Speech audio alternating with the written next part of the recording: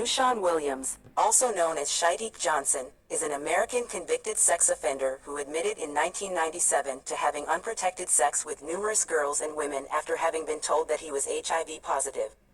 New York State and local public health officials stated that Williams had sex with up to 47 women in Chautauqua County and 50 to 75 in New York City.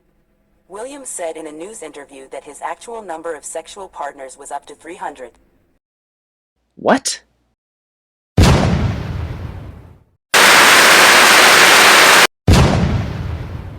Of a drug-addicted mother, Williams dealt drugs and robbed from the elderly. Prior to his HIV-related conviction, he had 3 previous convictions for various street crimes.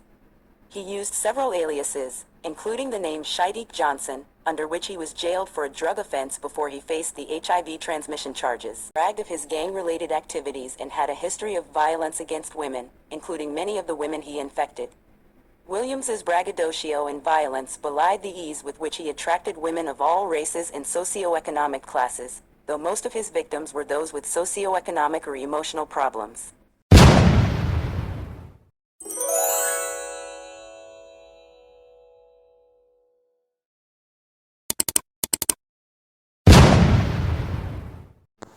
"19 and you were diagnosed with AIDS. You told them that you had over 200 to 300 people that you slept with, and you were only 19 at that time. Now, the bad part about this is so many young women get caught up in this, especially when they're teenagers. He had someone as young as 13. So you're basically being a predator because he was 19 and these girls is dying, and they have died. He even got babies out here that was born with the HIV virus.